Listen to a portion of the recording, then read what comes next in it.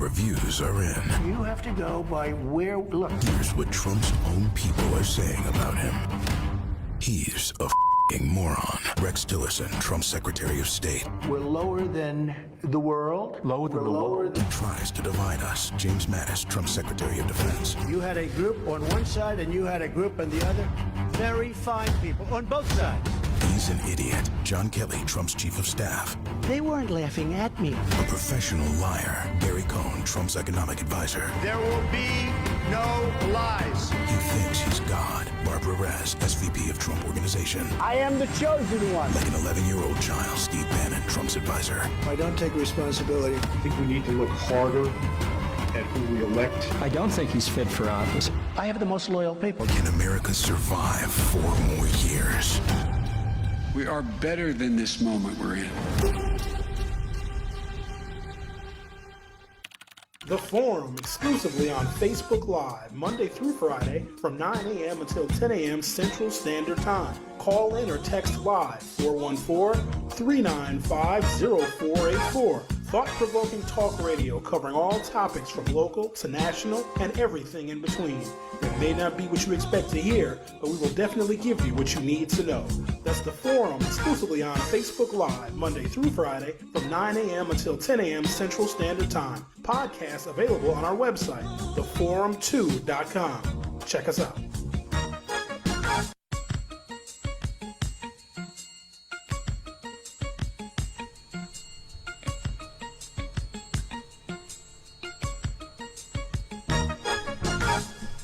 Good morning, welcome to the program. Today is Monday, August 24th, 2020. To say that there's a lot to talk about would be a serious understatement. So before I get to what we witnessed as, a murder for the most part. It wasn't, because Jacob Blake survived, and there's something that's very specific in that detail that I don't want us to overlook, but when it comes down to it, here we go again, right? You see another officer involved shooting, another one caught on video, and then a community response. And I had said some time ago, because of the effectiveness of the George Floyd protests, after 2 weeks, you had dozens of police departments around the country reforming their policies just in response to the uprisings we saw in American cities. You saw everything from, I can't breathe ordinances here in the city of Milwaukee to banning chokeholds outright, even though they should have been banned a long time ago. You saw these things because of the effectiveness of those protests, which means that, and I said this during the George Floyd protests, every officer involved shooting that is caught on video, or even a portion of it that's caught on video, is going to elicit the same response from communities. People, keep in mind, people are very fed up. The pandemic is still going on. The economy is shuttered. People are still not able to, send their kids back to school and go back to work and live a regular, normal life. So that, of course, is going to play a role. But because of the uprisings that we saw throughout the entire summer, essentially starting on Memorial Day and continuing until last night, that is what the community's response is going to be, because those responses get action. And a lot of folks will say, well, what does that even solve when people burn down their own neighborhoods and burn down their own communities? Do you think that people are actually setting their own houses on fire? People are destroying things that are symbols of and emblematic of the problem, the issue. These institutions are broken. And so if they get burnt down, and listen, I guess I got to say I'm not justifying that. But there are wildfires that burn around this nation every single year. There's a fire season. In fact, there's wildfires burning right now in California. But guess what? Things grow back, don't they?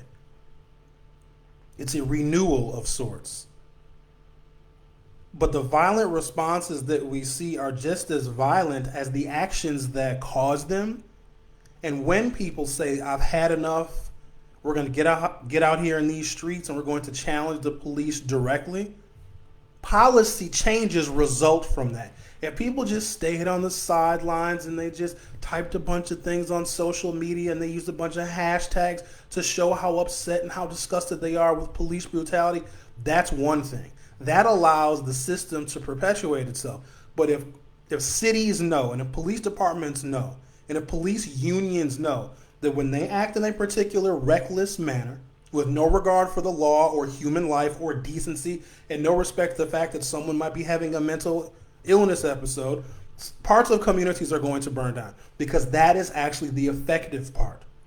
That is the reason why so many law enforcement agencies change their policies, because they don't want to sacrifice property. So for all of those people that say, well, what does that really solve? It actually gets to the heart of the problem, because the heart of the problem is there is no accountability for these officers. Now, there's a substantial difference in what we saw happen in Kenosha, which played out, like that was one of the, and I've seen a lot, you guys have seen a lot of these officer-involved shootings, like that one was, I've never seen anything like that in all the shootings that we have all witnessed. There was nothing like that one. But there's a difference in what happened with Jacob Blake. And there's also some confusion about who the officer was. It's extremely difficult to get the name of the officer involved in a shooting right away. Right? It's possible to get the name of the officer, but police departments quickly seal that information because they know there's going to be an ongoing investigation, and people, including myself, want the officer's name even before the investigation begins, which is probably very bad practice. But I think the public has a right to know, because then when the name of the officer is released prior to the investigation, then people can do their own backgrounds, especially on the social media of that officer, before everything gets sealed up. Because once an officer is under investigation for a shooting, which is par for the course, they close down their social media, et cetera, et cetera. So if you can get that name out there before everything goes dark on that officer's social media, you can begin to put together a pattern of behavior. But it's extremely difficult to get that name. So one of the ways in which you can get the names of these officers early, right after the incident happens, is someone within the department leaks the name. That actually happens, and there are people that work in police departments that will leak the names of the officers to trusted sources. I know firsthand that actually takes place. What I believed was that yesterday was not. So the name that we put out very well could be the officer that fired the shots yesterday, all 7 of them that we witnessed in Jacob Blake's back. But also had to use some common sense here, because the people that came out into the streets were really angry, and I posted a lot of the video footage last night, and it was riveting, because they literally tried to burn down the Kenosha County Courthouse. They were able to get a fire started inside one of the office buildings. Now, the fire ultimately didn't spread and it was extinguished, but they tried to burn down the entire courthouse. And if the name that we had of the officer, the early name that we got, was not the officer in question, that group of people, they were out for blood. You can tell that the discourse has been dramatically elevated when people see an officer-involved shooting. It usually takes like a day-ish before people get to burning stuff and tearing up cop cars. This was a matter of hours. And so if the name that we had was incorrect, there is no telling what people that were in that group last night would have done to that officer, especially if it was the wrong officer. So we got to be very, very careful of that. So I did take the name down, and also if you get something like that wrong, you kind of get in trouble a little bit. So to be on the side of caution, we removed the name, but I'm sure we'll know soon enough. But I want to get to your good mornings and your hellos in just a moment. There's something different in this one in that Jacob Blake didn't die. And that's no small detail. He was shot 7 times, and what appeared to us in his back, because he was facing inside of the vehicle and the officer was behind him. The officer had one hand on his shirt trying to pull him out of the vehicle. The officer then fired his service weapon with the other hand. A .40 caliber service weapon 7 times, and Jacob Blake didn't die. Either. Because your vital organs can all be approached from your back. Lungs, liver, pancreas, heart, stomach, large intestines, small intestines, all of those things that will kill you instantaneously can all be reached by shooting someone at essentially point blank range with a .40 caliber service weapon. But the fact that he didn't die means either that officer missed, which is even more dangerous because there were children in that vehicle, or the officer didn't intend to kill him. And I know that might be kind of a morbid concept to try and put yourself in that situation, but if you're shooting somebody that number of times in the back, I mean, you can shoot somebody in the head. You can shoot them in the neck, and they're dead instantaneously. The fact that 7 shots were fired, and Jacob Blake, he gets to testify. That is the detail that I know we're not going to have any patience in wanting to get to, but don't we want to hear from the man that the cops shot so he can tell his story? It's very rare that we get that opportunity, and this time we do. And I'd like to be able to say that, I want to wait and see what he talks about or what testimony he gives. The victim in this, Jacob Blake. But we get to hear from the victim. In all of these cases that we have witnessed, you don't ever get to hear from the witness. In fact, we put the dead victim on trial for their own murder because we talk about, well, they should have stopped, or they should have complied, or they should have done all these things, and if they would have done all these things, that they would be alive. Now we don't have to speculate anymore because Jacob Blake will be able to testify. Now we don't know what kind of permanent damage he has sustained. Getting shot in the back, there's a lot of very vulnerable human anatomy that can be reached and destroyed by a .40 caliber service weapon. He very well could be paralyzed. We don't know the extent of the damage. We don't know how many shots actually hit him. But does it make any sense to shoot somebody 7 times and you don't kill them? At point blank range, where you don't have to worry about missing. That is the part that is perplexing to me. And so there's so much more to this story that we don't know. We don't know what happened prior to. There's reports saying that Jacob Blake was tased. He didn't respond to the taser. Obviously, they were telling him to stop, and he kept going toward the vehicle. From what I saw, when he opened the car door, I knew the worst was coming. Because even if I don't know police policy and procedure, if somebody is reaching in a vehicle, I knew the worst was going to happen. JB Bell, good morning to you, sir. Justin for Minutes says, getting no sleep. I was up late last night watching. There were multiple live streams coming from Kenosha, and I think the most thorough was a media team that are actually on their way to Washington, D.C., and they just happened to be in the Midwest at the time of the Jacob Blake shooting last night. So they covered protests and riots in Seattle, then Portland. Then they just came from the George Floyd Memorial like 48 hours ago. And then they were in Chicago. They're on their way, and they're covering, these protests and demonstrations and marches all across the country. And then they're going to ultimately descend in Washington, D.C. on August 28th to commemorate the 57th anniversary of the March on Washington. And so these guys, this independent media organization, they were in Chicago, and then they got word of some unrest that was happening due to an officer-involved shooting in Kenosha.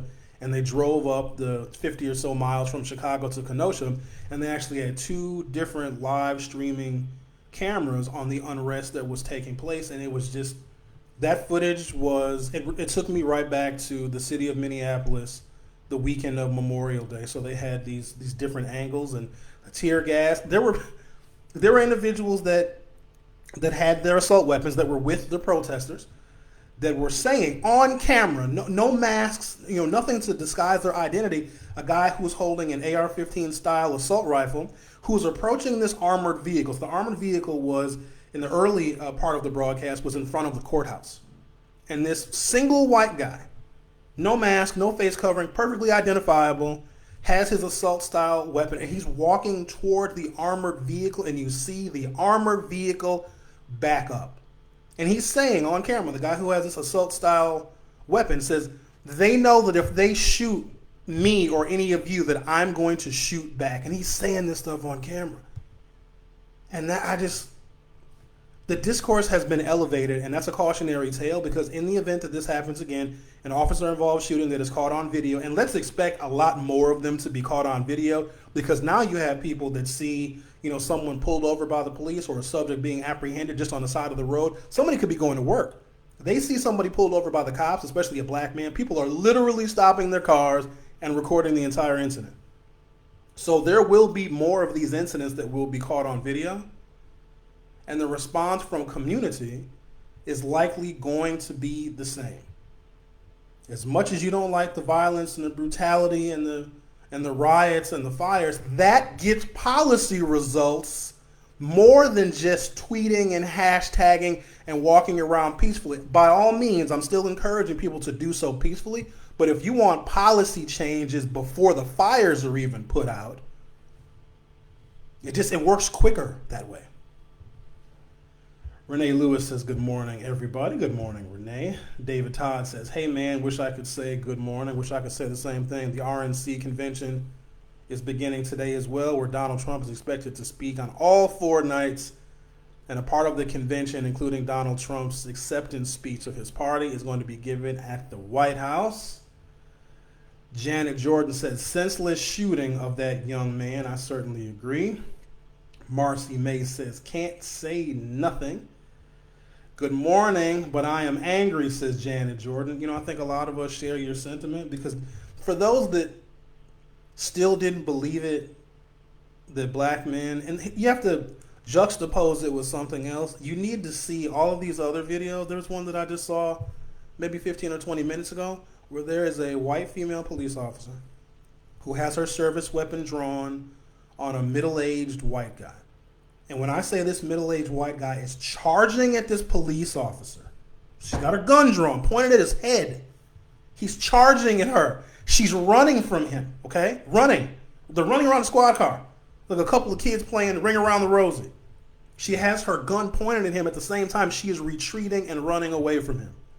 And so you have to look at those two scenarios to see how black men are treated differently in all of those similar situations. An African-American man who is running toward a police officer with their gun drawn is going to get shot, and we would probably justify it saying, well, the cop was saying stop, and the person kept advancing toward the officer, and the gun was drawn, and then that person gets shot. We'd be like, well, that's what happens. But then when you see this white guy, if I can find the video, I'll have to find it when I'm done with this broadcast, you have to see this. He's running toward this female officer, and they're both white, and not a single shot was fired.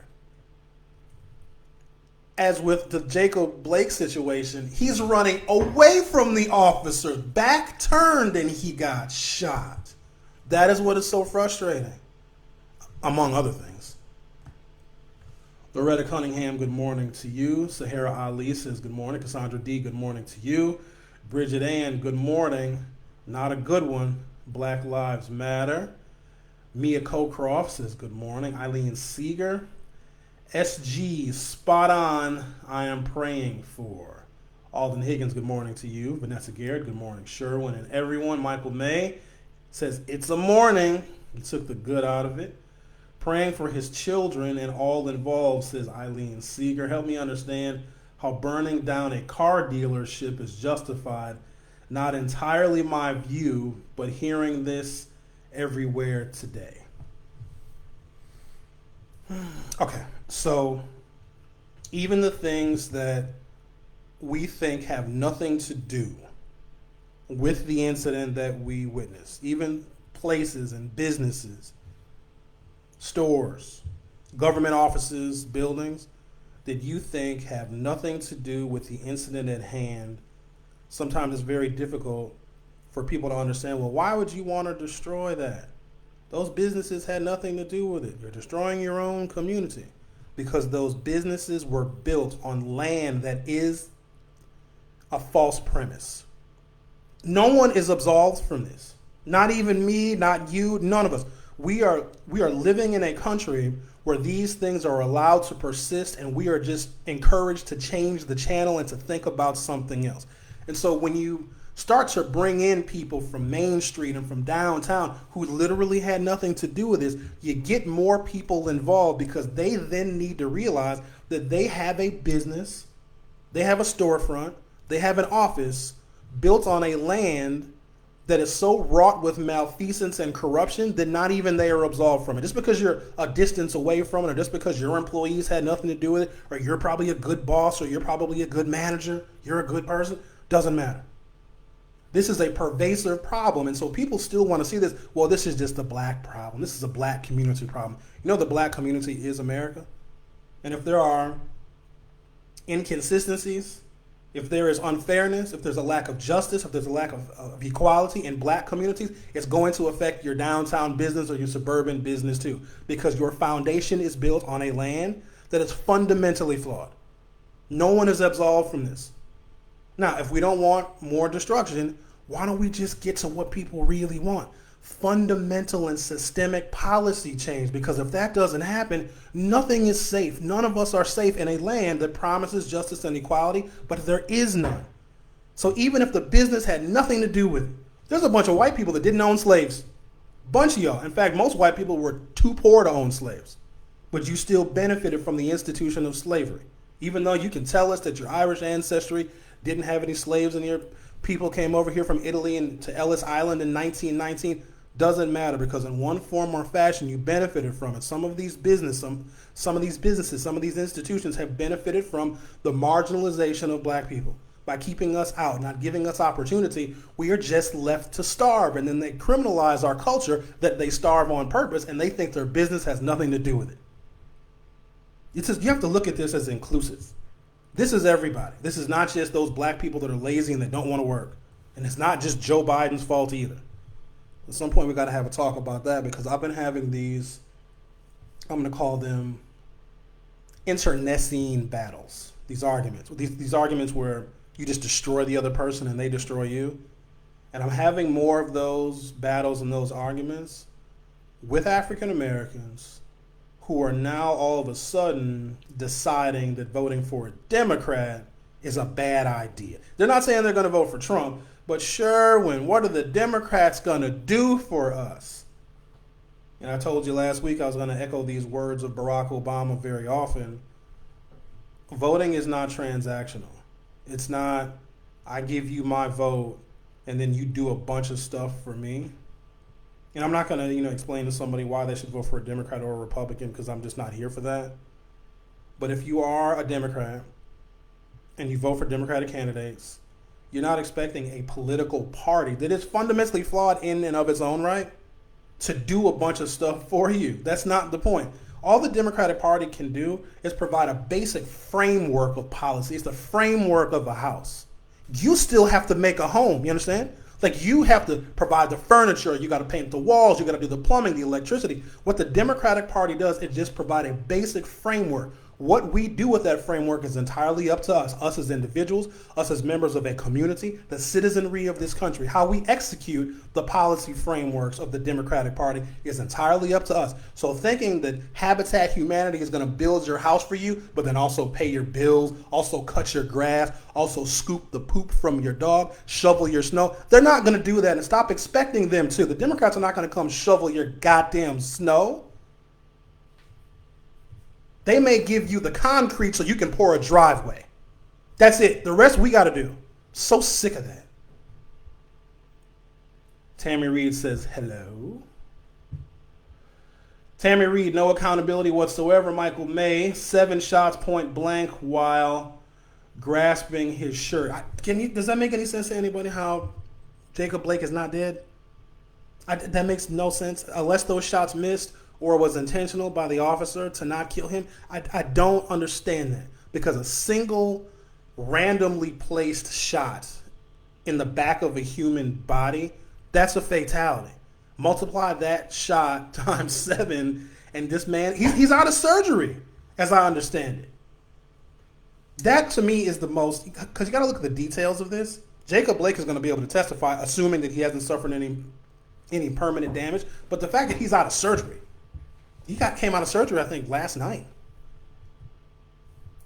Something is very unusual about that scenario. Would it matter, though, if the officer didn't try to kill him? But don't we always say, because we say a lot of things, when there's an officer involved shooting, why can't they shoot him in the kneecap? Why can't they shoot him in the arm? That's not entirely how it works. You're supposed to stop the threat, and sometimes that's emptying your clip. Why can't they just shoot to injure? In this case, they actually did shoot to injure. They did, and I just don't have the details, so it's difficult for me to comment on, because I can only comment on what was like 40 seconds. I don't even think it was a full minute of video that we saw. You need to be able to put together more pieces, but to me, I'm just perplexed how someone can get shot 7 times in the back and be able to testify. Nick Harris, there was a fire truck burned up, a church that helps the homeless that was in danger of burning, and a restaurant. Usually insurance companies do not cover damage from looting, rioting, so on. So on the heels of COVID, these poor business owners. Didn't know that. I didn't know that. I'd like to see proof of that. Is there proof anywhere that an insurance company won't cover damage sustained by rioting and looting? Because it's not the fault of the policyholder, unless you can prove that the policyholder is the one that burned down their business. But I even know situations where there may have been a little malfeasance, where somebody got in over their head with bills in their business, and oops, it burned down. You guys remember during the home foreclosure crisis, the number of mysterious house fires that people got underwater with these houses? They couldn't sell them. They were going bankrupt trying to pay the mortgage. Their credit was falling fast. They lost their job and their houses started on fire. That actually happened. But I am unaware of, and first of all, who would even sign up for an insurance policy that doesn't cover you if somebody else starts a fire? So Nick Harris, I'm not saying that you're incorrect, but I just am curious to see the details of that. Douglas Dickerson, good morning to you. Eileen Seeger, that happened. It all was horrific to watch. I refuse to watch the video of a man getting shot. It makes me sick to know his children saw this. Then watching the fires made me sad too. How many cars could have gone to families who need transportation? It's hard for me to wrap my mind around that. How many families could have used the cars that could have been burned? Think about how many black men who would still be alive had they not been shot by the police. We have this obsession with property. That property and buildings are more than human lives. And until we can prioritize the life over the property, because technically property is insured. All the police cars that get burned, those police cars are property of the people that burned them. Like, how do we get so mad at Milwaukee because Kenosha wants to do what Kenosha wants to do? Kenosha, the city of Kenosha Police Department and their courthouse is owned by the people in that town. And so if the people that funded all of that maintain those buildings, that pay for the construction of those buildings, if they want to take it back, they bought that. Nobody would say anything to you if you did something to your property. Be like, oh, okay, well, that's destructive, but it's yours. It's amazing how we want to privatize all property. Government buildings and police cars are not private property. They're owned by those people that turn those cars over. Because we've seen people destroy their own property all the time. And what do? Shrug their shoulders. But there is this incredible disconnect that you're supposed to have a different level of respect for police property. Because even though you own that too, but that's all part of it. We don't see those people who are out there in the streets who are doing what they're doing because they want swift policy action. We don't see them as owners of the things that they are destroying. Denise Jones says, good morning. Justin, for minutes, he didn't die, but it was still attempted murder. I don't disagree with that one bit. And also, and so I didn't share the video either. But now, and it's, I don't want to fetishize it, because we do that a lot of times. You see a black man get killed and we spread it all over the internet and everybody consumes it. And we get immune to it. But he didn't die. So sharing this video is a little bit different. If it was an actual murder when his children would have witnessed a murder, I'm not taking away from the tragedy at all. I'm not taking away from the trauma that his children are going to experience, forever. They're going to need mental health counseling, I don't know, for the rest of their lives probably. But he wasn't killed. And so there's a difference. Witnessing an actual murder and an attempted murder, I mean, in the eyes of the law, there is a difference.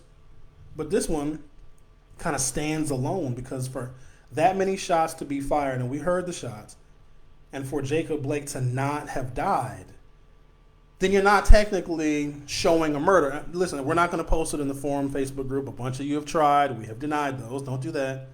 But the video is available for people that want to see it because even the USA Today has it.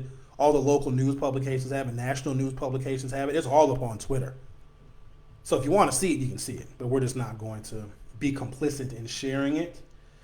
Solomon Johnson, good morning, sir. Tammy Reed says, hopefully he survived and is in a good condition to give his story. So he did survive. We don't know what kind of condition he is in. He was out of surgery. I mean, sometimes these surgeries from multiple gunshot wounds can take 12, 14, 16 hours. He's out of surgery already. That much I know. There has not been, at least not that I've seen since I started this broadcast, a condition update on Jacob Blake. JB Bell, I believe an officer was knocked out last night after getting hit with a brick. That's a hazardous job. I mean, no, let me not minimize the danger that police officers put themselves in.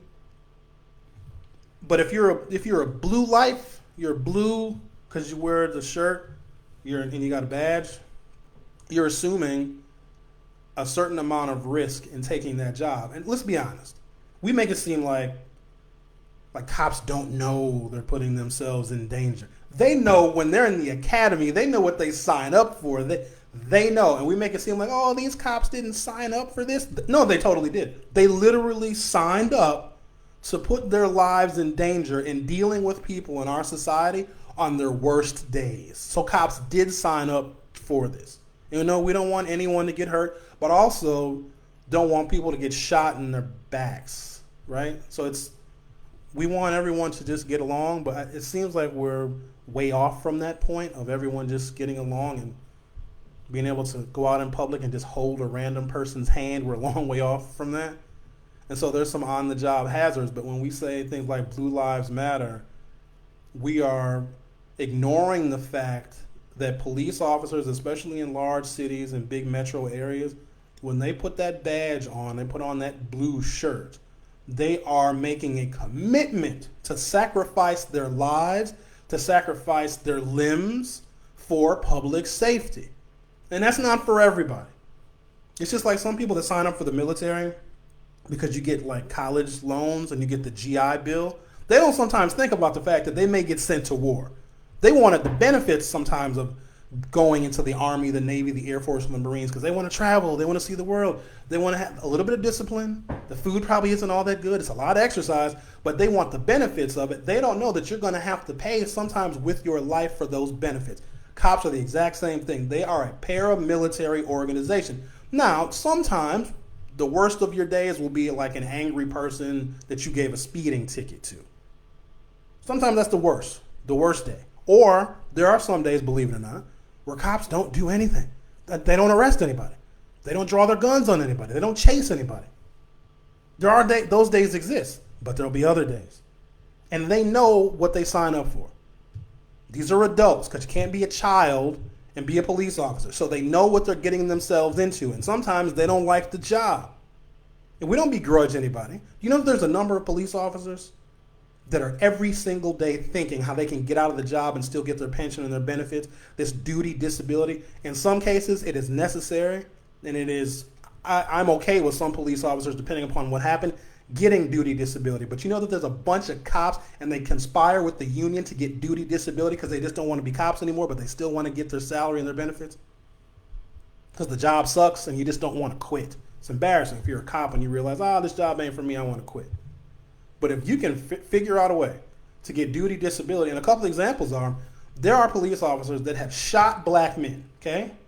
Shot them, and then say that they're so traumatized because they shot somebody that they need duty disability, and guess what? They get it because the union fights for that. Bonita Jones says, good morning. Alden Higgins, the clown show tonight. I am going to watch the RNC, and I want you guys to watch it too. And there's some people saying, we're not going to watch the RNC because Donald Trump and his ratings. It's not going to be as widely consumed as the DNC was, because people in this country know, a majority of people know, that the DNC and those policy ideas are what are going to save the nation from further destruction. And so more people are going to have watched the DNC than will watch the RNC, just because there are more people who are aligned with Democratic politics. Now, the people that do watch the RNC are going to tune in for the spectacle, but what I'm going to watch for specifically, you got to listen very, very closely to the language that they use. There's going to be some inciting of violence. Kenosha, I'm sure, and the unrest that we saw last night, and there'll probably be more unrest tonight in Kenosha. That will be a part of the RNC convention. Trump is going to bring it up. Trump is going to speak on all 4 nights, because to some extent, it helps make the case for the Republicans that these Democrat-run cities, these Democrat-run states are violent and they're looting, and Joe Biden is a tool of the ultra-left. And so Trump is going to bring it up. And at some point, there will be a call to arms issued by Donald Trump. Whether he says it overtly or covertly, he is going to prepare his sycophants to arm themselves. He's going to. And that's the part I want you to watch out for. Because in the event that Donald Trump loses, sycophants? I think it's sycophants. Learning these new words. Internecine, that's another word. My vocabulary grew. I was on MSNBC on Friday. Sorry I didn't tell you guys on Friday's broadcast, but television has a way of canceling on you at the last minute, and if I told everybody and all of a sudden it got canceled. That was good. Thank you for all the support, by the way. I was supposed to be at the convention all 4 days that it was in Milwaukee, but since we didn't have a convention, I didn't get to be an MSNBC correspondent. I'm a little mad at that, but we'll get them next time, right? Marcy Stutzman, good morning to you. JB Bell, I heard that Brother Blake was actually there attempting to break up a fight. Any word on this? So that has been consistent information that and because information comes in and you get opposite information 10 seconds later. There were 2 women that were fighting. That is widely known and understood by witnesses. And then Mr. Blake stopped his vehicle. His kids are in the car. And he pulled over to stop the fight of these 2 women that he may have not even known. And so he was there breaking up the fight. And then the police were already on their way. So the police had already been called about these women fighting. And Mr. Blake took it upon himself to break this fight up. And we all know people like that if they see a fight between people, they want to break it up. There's a lot of risk associated in that, because if you don't know the people, you don't know why they're fighting. I don't want to justify violence, but we all know some people that need their asses kicked. We can name off people that we know. Some of you guys work with people that need to get their asses kicked. And if you don't know the scenario, that's why I'm nervous sometimes when I see people fighting that somebody's going to get shot, because that's how the world is sometimes. But will I put myself in harm's way and potentially lose my life because I see 2 people that I don't know that are fighting over something entirely? Like, they could be fighting over like somebody's boyfriend. Like, I'm not there to break that fight up. And again, you never know what the scenario is, and you've got to be willing to lose your life, because the cops, you have to expect the cops to be coming if you see an incident like that, because if you see it, somebody else saw it, and somebody else called 911. Because seeing a fight is a 911 call is warranted when 2 people are physically fighting. And maybe he was the wrong place at the wrong time. And just imagine if Jacob Blake had, on his way to wherever he was going, had not made that green light or was stopped at a red light. Like the timing of it is just so serendipitous, right? That if he had just been stalled for a moment, he might have missed the entire thing and we wouldn't even be talking about him. But the most ironic thing in all of this is that he was shot 7 times and he is alive to hopefully give his testimony, which we all should be very interested to hear.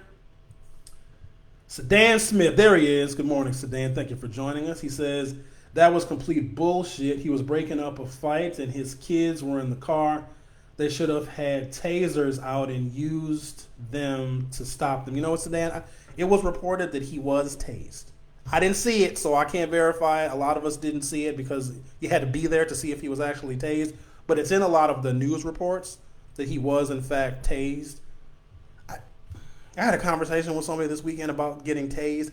Isn't it amazing how you see somebody get tased and some people just fall to the floor and then they make very unusual sounds when they get tased? And there's some people that get tased and pull the electrodes out and keep going. But I don't want to get tased to see what it feels like. So I don't. Karen Ann says, morning, Black Lives Matter. Yes, they do, Karen Ann. Crystal E. Farnelli.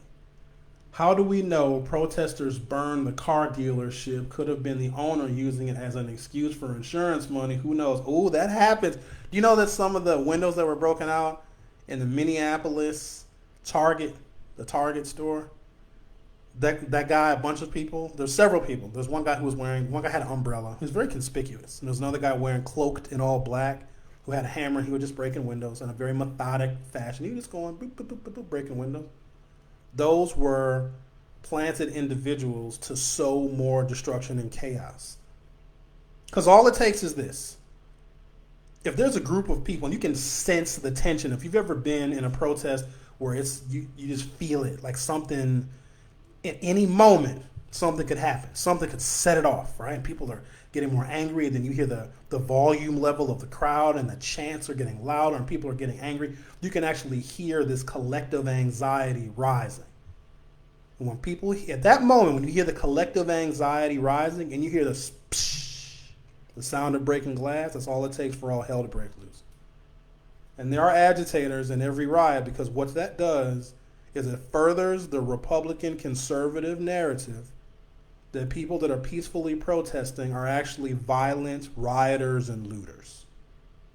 And so if it takes a Republican plant to start a fire or to break that first window,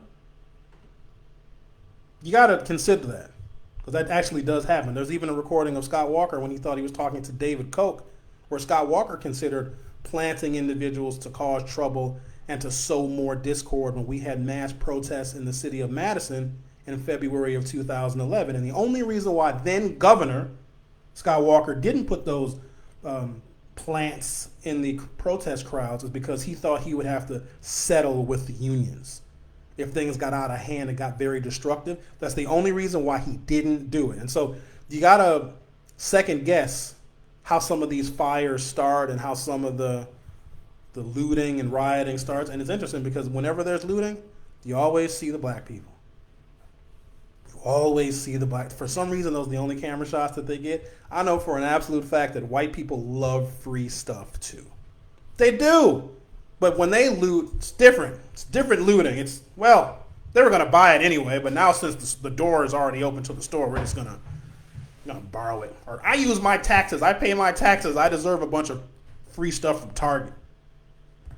Justin Firminich, who are any of us to tell people how they should be protesting the injustices of 300 plus years? Yeah, there's a lot of people that do that. They say, well, why don't you guys just, you're going to tell a rape victim how she should be angry? How she should feel? We wouldn't do that, would we? We're going to blame the victim in that? And this is the other one I want to caution against. And I know that people are hungry for justice everywhere. And so there's some Milwaukee folks who are not new to what we saw play out in Kenosha. Not new to that, not new to police violence and officer-involved shootings and the murder of black men. We're not new to that here. And there are going to be some Milwaukee folks, and there were last night, that are getting caravans of people to go down to Kenosha. I'm not going to tell you not to do that, okay?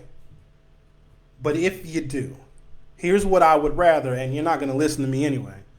I would rather you link up with local leadership on the ground before you take your Milwaukee ass to another city. I know you want to be out there in the streets protesting, but a lot of times when a city is hurting, when a city is traumatized by what they witnessed happen to one of their own, by one of their own, because the police department in Kenosha is still a part of the community in Kenosha, the last thing they want is people from other places that don't live there, that don't own property there, that don't send their kids to school in Kenosha, coming and bringing their anger and their anxiety down to Kenosha. Because here's what the problem is with that. Now, if you're going to have a peaceful protest, cool. Fill up the streets. But when people are just angry in general, and they say, yeah, we're going to get a caravan of Milwaukee people to go down to Kenosha. People from Milwaukee can destroy property in Kenosha and not care about it because that's not Milwaukee property, that's Kenosha property. Don't do that. Do not do that. You know how many people from around the country, if not around the world, descended on Minneapolis and just broke stuff because they can break stuff in another city because they have no allegiance and no ties and no culture and no history in that city? Do not do that. Don't do it. Now, if Kenosha people want to burn down their own police cars and destroy their own buildings and government agencies that their property taxes and their sales taxes built, that's you. I'm not going to see somebody destroying their own property. Like somebody's, got an old wooden dresser and they got a sledgehammer and they want to break it up. Right? They're breaking up. I don't know why I'm using that as an example. But if I see somebody destroying their own property, I'm not going to grab a sledgehammer from my garage and just start hammering on their old dresser. I'm not going to do that. I'm going to watch. I'm going to record it, but I'm not going to participate in someone taking ownership and agency over their own property. Cops don't own those cars. Those cops don't drive those cars to the damn grocery store. I take that back. Yes, they do. But they're not owned by the police themselves. We got to stop seeing the police as this separate agency that's apart from the community to where they have their own property. No, they don't. Because if people didn't work and didn't have incomes that were taxed, there would be no police. So when people say we want to defund the police, they are literally saying the money that we pay to fund these agencies, we want it reallocated because we pay for the mental health services and we pay for the additional training and we pay for wraparound services. When people are saying defund, people are making it look like the police have a right to all of the money they can possibly get. They don't. This is why our democracy is falling apart, because people for some reason think that the police is this separate entity that gets to just have unlimited budgets. They are owned and are whole subsidiaries of the people and of the public. But as long as we think of them as like this separate agency, then they get to do whatever they want. And what the union does is it helps inoculate them and solidify their separate agency status. They're not. They're not a separate agency. We buy their uniforms. So just be mindful of that. Thomas Nance. Until there is justice, there will be no peace. Simply stated. Chelsea, Cali's finest Mason. Seeing this happen to my black community over and over and over again really affects the mental stability of people. PTSD is a normal in the black community. It's like an everyday war zone. And it isn't just what we see in the streets. A lot of times it's at home. What young people are dealing with at home is worse, right? Because that's where they are all of the time. And to some extent, I feel for kids that want to go back to school. Now, we know it's not safe for them to go back. But, when you see kids out there, we want to go back to school, we're not thinking for a moment that home is hell. And they've been stuck there since March. For some kids, the only safety they get is what is provided at their school, even though in some cases they're not even safe at school because there's still shooters and mass shooters that get into the schools. But there are some kids that want to get out of the house to get away from the home. We haven't dealt with that. And now is the time to deal with it, but we're not dealing with it. We're telling the kids, no, shut up. Take whatever abuse you're getting at home. And sometimes that abuse is sexual. And we're telling these kids, nope, stay at home because of the pandemic. Kids want to get away from the abuse they're experiencing. And sometimes the abuse they're getting at school and the threat of a mass shooter pales in comparison to what they're getting at home. Because now if you got alcoholic parents, your parents are drinking all the time. Kids at school could get away from their alcoholic parents for like 6 to 8 hours a day. Now they can't. They can't get away from them. And so there needs to be another level of empathy and compassion when we have this whole debate. Or the children they have nowhere to go. That's the other thing. Got nowhere to go. Eval Kenya, love how you put that. Thank you. Now you guys are replying to each other, which is good. We encourage spirited debate here. Udell Harris, good morning to you, sir. Antonio Glenn, thanks for breaking that down because I was going to vote down ballot. So my most disturbing political conversations it's simply with black people that think the Democratic Party is supposed to buy them a bunch of stuff. It can provide a stage for our policy ideas. It can provide a podium. The Democratic Party can provide the microphone and then the amplifier. But what we do with that stage, that podium, that microphone, and that amplifier is up to us. What we do, what we say, what we want collectively with the framework that was built is entirely up to us. Democratic Party is not going to build the stage, build the podium, assemble the microphone and plug it into the amp and then also talk for us. We shouldn't want it to do that. And it saddens me because we have been brainwashed out of our own ability. Because believe it or not, there was a time in America where black people had it dramatically worse. Like every day of freedom was a lifetime sentence in prison.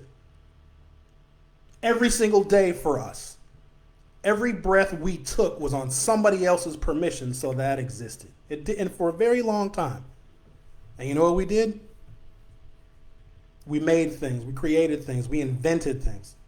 The number of African Americans that invented everything from the doorknob to the traffic light to the self-lubricating engine to the air conditioner, while the schools were segregated and we had no rights. We couldn't vote, we couldn't assemble in public, and we still did things. How on God's green earth could we have done those things then when there was no freedom, there was no opportunity? You couldn't go to college, you couldn't get a loan, you couldn't buy a house, you couldn't drive a car. You talk about police brutality now. You didn't even have to be a cop to kill a black person back then. You could just go get one and then have a barbecue, have a party while you lynch somebody. How on God's green earth did we do and make and create and persist, do more than survive when we had less? And we have forgotten. And that's a part of our history not being taught because black people now know so little of how much we did. How much we were able to create out of nothing and be able to survive and thrive when we had no rights whatsoever. There was no court that would hear our cases. We couldn't even we couldn't even be on juries and testify. We had zero say in this democracy, yet and still, we still were able to do.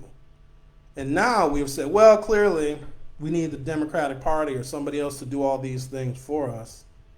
Again, politics just provides a framework for the home. We still have to decorate it. Margaret Chavez salute. 7 shots to the back is to kill someone. I don't want to get into the granular details of that. You don't need 7 shots in the back to kill somebody. 1 shot in back of the neck, back of the head, because at point blank, you have your choice. You know where the internal organs are. And I don't know how that's even possible. But I guess, I don't know. Other people have been shot multiple times at point blank range and not died. But that's not usually an officer involved shooting, because when you hear the number of shots in an officer involved shooting, especially one that is caught on video, that is because we're going over the details of what was a fatality. That's just the part that I just didn't. What do we got here? How about the USA Today? Because we're always darlings of national news here in Milwaukee. The shooting of a black man by Wisconsin police on Sunday night was captured on video. sparking immediate social media backlash. Protests and a State Department of Justice investigation. Police deployed tear gas early Monday in an effort to disperse hundreds of people who took to the streets following the incident.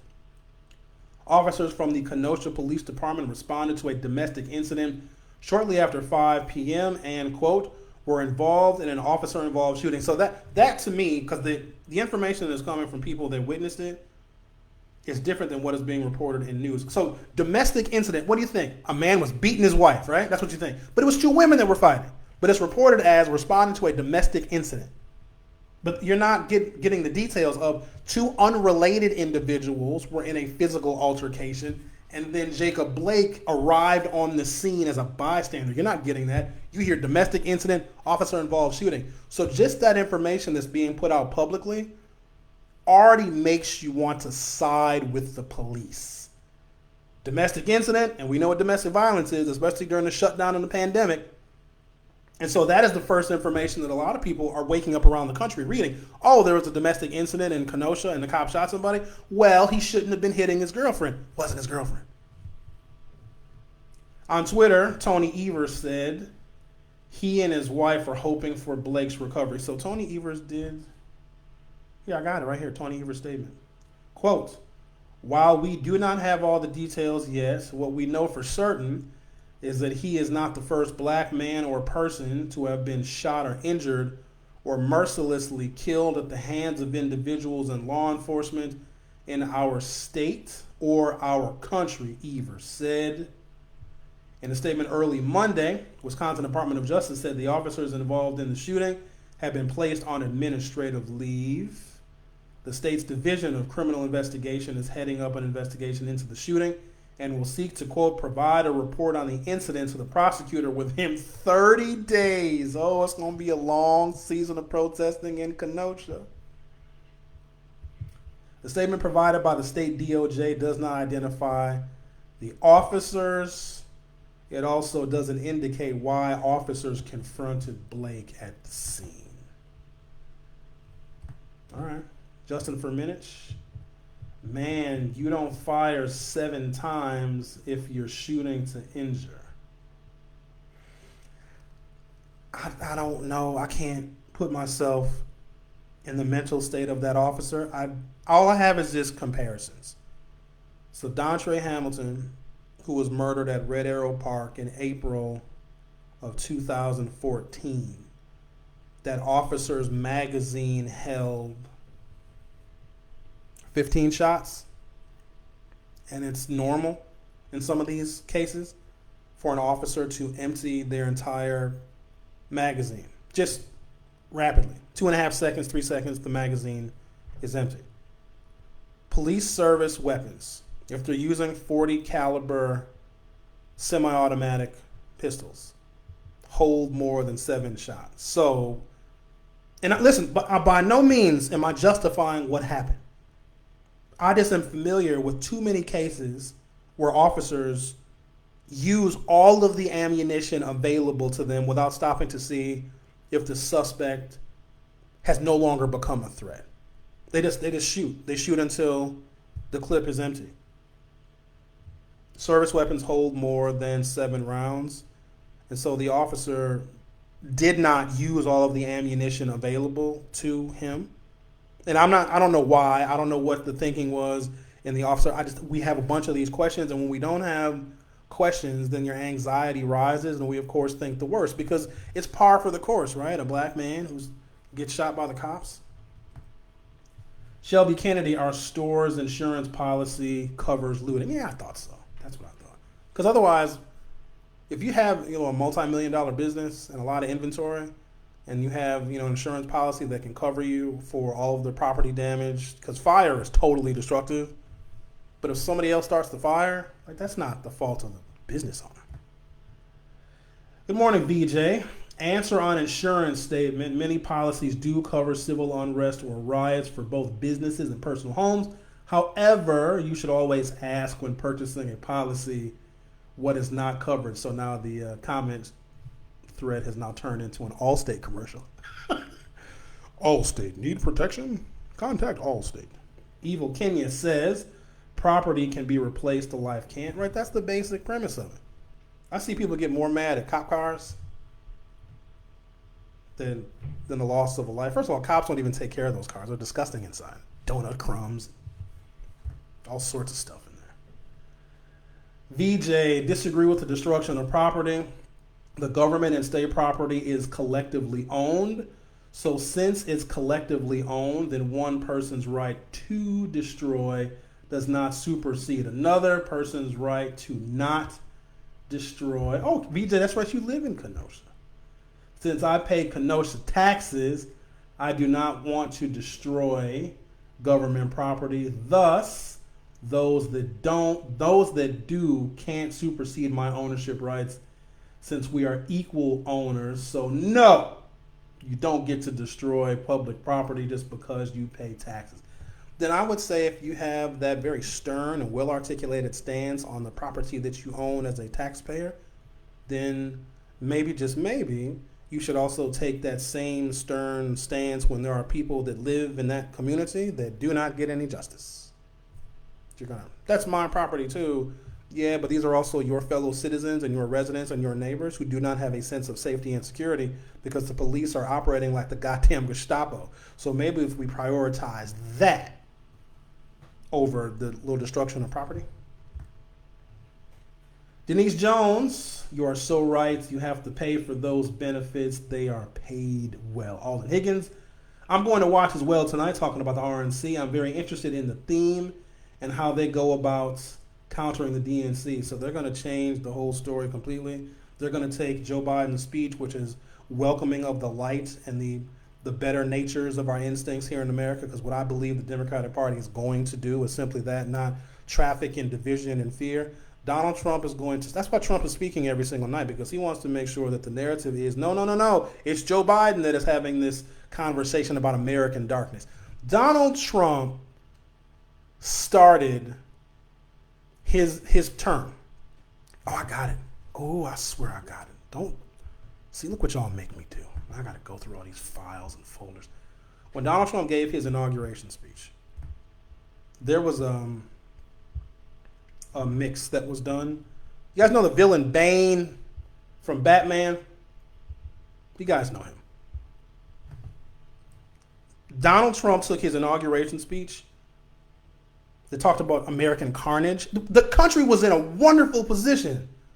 The Affordable Health Care Act was in existence, created 15 million jobs. The economy was running at a full clip. And Donald Trump then changed the entire narrative to make it seem like this country was completely destroyed, that our military was gutted. Our military was more efficient after 2 terms of Barack Obama. We were in a very, very good position, but Donald Trump couldn't give Barack Obama and Joe Biden any credit for creating a solid foundation. He couldn't do that. So Trump turned it completely upside down, and he plans to do the exact same thing at the RNC. So here it is. Oh, I got it. I'm going to play it. Listen. We are not merely transferring power from one administration to another. This is inauguration. Or from one party to another. But we are transferring power from Washington, D.C., and giving it back to you, the people. And we give it back to you, the people. For too long, a small group in our nation's capital Are corrupt. has reaped the rewards of government, The rats. while the people have borne the cost. The oppressors of generations who have kept you down with myths of opportunity. The establishment protected itself, but not the citizens of our country. And do you accept the resignation of all of these liars, of all the corrupt? That all changes starting right here and right now, because this moment is your moment. It belongs to you. None shall interfere. Do as you please. January 20th, 2017 will be remembered as the day the people became the rulers of this nation again. The United States of America It will endure. This is the most white nationalist speech I've ever heard. There literally were parts that matched up with Bane's speech from Batman. Eval Kenya says, "I just can't deal with their lies." We're at a point now where Democrats and Republicans no longer argue the facts of policy merits. Fact doesn't matter. We're defending now in America, not facts, not, oh, this policy is more efficient, this one helps more people, this one is more cost effective. We're not arguing that. We're over here trying to defend science. Whoever would have thought in a million years that we would have to tell people that science is an actual thing that is real. That is what we were spending our time doing. So facts don't matter. Remember when they said Kellyanne Conway, who is no longer going to be with the administration at the end of the month, but she's still going to be speaking at the RNC, go figure. She said there are facts and then there are alternative facts. No, there aren't. No, there are not. 2 + 2 will always equal 4. There are no alternative facts. But when they said that the entire administration and all of its power and all of its executive offices and all of its cabinet secretaries, including the Postmaster General, were going to work to create an alternate reality because we got Americans, because of their eyes shrouded by the issue of race, to believe different facts. That's it. Race is so powerful. It's such a powerful, long-lasting, really durable institution, because even when things are wiped away, when buildings are wiped away, when hurricanes and natural disasters and tornadoes or whatever it is wipe things away and you build anew, when there's wildfires in California and Arizona and New Mexico and things are burned and then we have anew, racism still persists. It's one of the most durable institutions that I have ever seen. It has lasted longer here and has been enshrined in policy and institutions longer here than anywhere else in the world. That is when I'd say that when things burn down, they're standing on ground that is not firm, because if your foundation is the ignorance of race, and the only reason why we even have skin color is the tilt of the sun, or the tilt of the earth rather. The 23 1/3 degree tilt of the earth, that means that people that evolve closer to the equator have darker skin to protect their skin from UV rays. That's it. It's literally just science. The tilt of the earth, that's all why we have race. But we took that ridiculous concept and we made it to where we can predict and control and manipulate people's lives based on their race.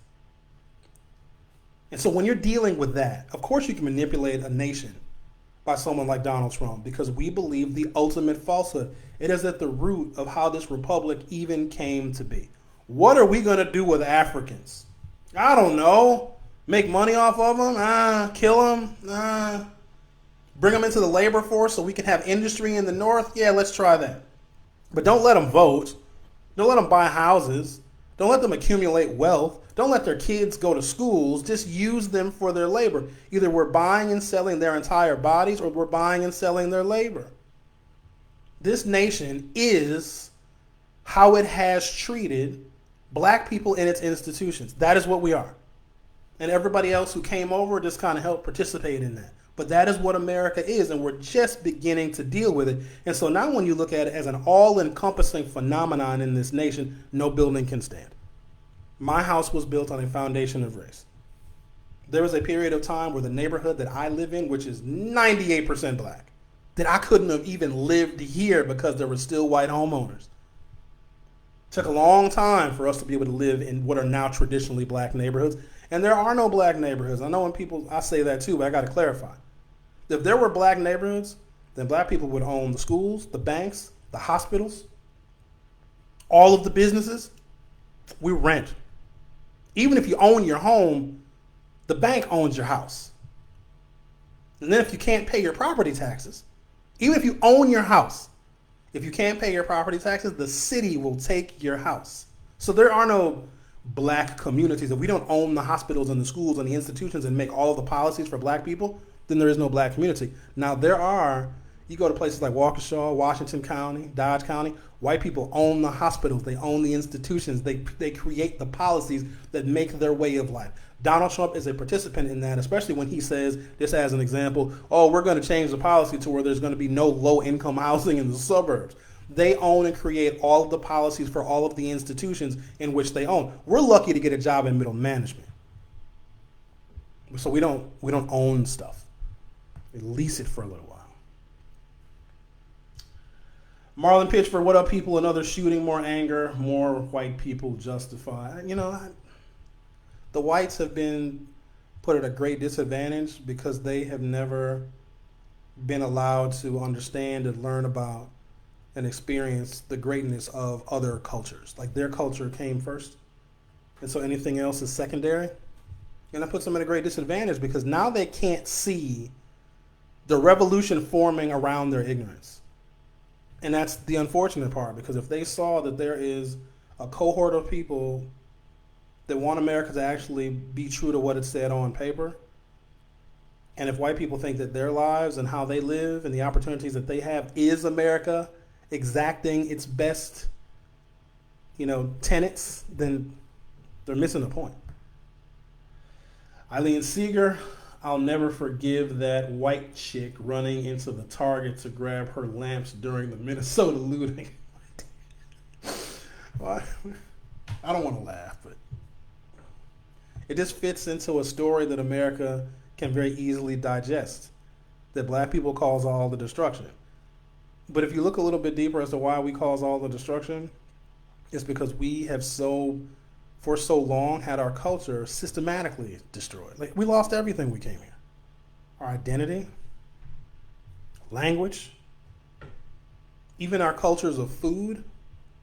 We have a lot of health disparities in the black community because the diet that is available to us in our neighborhoods, especially when transportation is so difficult to come by. You can give a 13-year-old kid a disorderly conduct ticket when they're 13 years old, which is ridiculous. They don't pay the ticket. Their driver's license is suspended, and they're 3 years before they can even get a driver's license. So transportation is a big deal. And also, if you don't have a driver's license, but where the jobs are being created are far outside of the central city, north side neighborhoods that we traditionally live in Milwaukee, the cops are going to get you eventually. I just paid $210 to register my vehicle to drive it for 1 year. And I don't get anything but to drive it on pothole-filled roads. Even driving is a privilege because public transportation has been cut year after year after year, and they're doing that, and they're saying it's a cost-saving measure, and we can't afford to run all these bus routes because something, the transportation industry and unions and bus drivers, unions, blah, blah, blah, blah, blah. It's because jobs have been created in the last 30 years, probably the last 40 years, away from the city. They've been created in office parks in the suburbs. They literally are developing farmland because farmers go bankrupt, right, because of corporate farming. That's a whole plan. That makes a lot of sense, and it's not even hard to figure out. That's not even deep state stuff. That's not even covert. Have corporate farms. The little farms that used to be Waukesha County and Washington County, that's all suburbs now. That stuff used to be farmland. But since the farmers have gone bankrupt, corporations can come in and buy that land at rock bottom, dirt cheap prices and build office parks and make sure metro transportation, public transportation doesn't go. Make sure we don't have a light rail system. Light rail and the opposition to it is racist, because we don't want people to have a cheap form of transportation to take them from where they live in neighborhoods that we can segregate to where the jobs are being created in the suburbs where white people control the institutions and the policies. That's what that whole thing is about. And that's not, farmers have gotten screwed too, but they're still going to vote for Trump. God bless them. Kenya D. Haynes, out of respect, we need to reach out to activists and folks on the ground who are already there. Yeah, I agree, because if you're going to go down to Kenosha, you got to be respectful in doing so because that's their community. This is kind of why I wish Nitty hadn't gone to D.C. I understand why he did. But Nitty could have brought a different level of, and I'm not going to give him all the credit because there's other people. He's the name that comes to mind because he decided, him and others, Tory Lowe and others, decided to go to D.C. I get it. It's historic. I understand. But it's really hard to get commitments from so many different types of people and so many different walks of life in Milwaukee, because we're segregated not just by neighborhood, we're segregated by ideas. And what was able to happen in the aftermath of the George Floyd protests is that so many different people from different neighborhoods and communities, the number of white folks that's in the suburbs, because they took a lot of those protests to the suburbs, and white folks be out there with the fist in the air, Black Lives Matter signs. And I think some of them did that. I mean, please don't burn my house down. But he was able to get people in this fight that otherwise never would have been. And there's a video I posted yesterday of a man who was recording a traffic stop because he didn't have license plates. Could have something to do with the fact it costs $200 to register your license plates. And then the police started to use excessive force on this man. And so the issues that exist here in Milwaukee still are here, but the force that could get more people involved and more people awake and noticing, the leader of the movement that could do that exclusively has gone. I think they're in Ohio now, which there's a few places I wouldn't want to be right now, and that's Florida. Another one is Ohio. Monica Emma Douglas replying to Monica. Emma, I don't think Kenosha Police Department has body cameras, but not 100% sure on that. I don't know either. Sharonda Richards. Good morning. Loretta Cunningham. Yes, we don't recognize our own power. Thank you for reminding us. Lahoma Griff. Twist on words. Hashtag sad. Sahara Ali just said, oh my God, and then a face going on like that. VJ, in response to your statement of me using the same stance and support for those who are being treated poorly or have injustice like I do for ownership of property. There we go. VJ, I've known you since we were children. I also know some of your libertarian stances, which those don't do any good these days, but I'll hear you out. Like I do for ownership of property, I have stronger beliefs in equal rights and treatment for everyone. You know me, so you know I do not ever agree with people being treated or harmed because of their background, religious, sex, etc. VJ, I'm going to give you that. But what are you doing? Are you donating to the causes? Are you out there in the streets? Like, it's easy to type, like, I disagree with unfairness. Okay? But, like, what are you doing to advance the cause of fairness? That's not, I guess that's a rhetorical question, because it's easy to say that you don't care if the gays get married.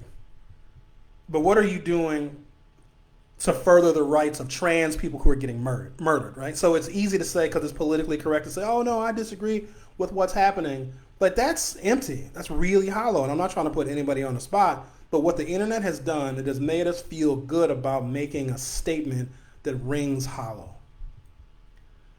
Okay, last one. We got to get out of here. Oh, we're over 1 hour. I try to keep these to an hour. Loretta Cunningham, high five. Phew. You speaking all this truth. Say it loud for the people in the back. And then Juliet Stark says they are in Pennsylvania, talking about Frank Nitti and those who marched from the city of Milwaukee to Washington, D.C., where they will ultimately end up to commemorate the 57th anniversary of the March on Washington. I'd imagine we will have updates and breaking news throughout the day on a number of things that are happening, not just the situation in Kenosha, but the protests that are taking place in Charlotte because of the RNC. In fact, there were 3 nights of protests where a number of people were arrested and tear gas was deployed ahead of the RNC, which starts tonight. I'm going to watch it. I hope you watch some of it so we can have an informed discussion about it tomorrow. As always, thank you guys for joining me, and I will see you tomorrow at 9 a.m. Central Standard Time.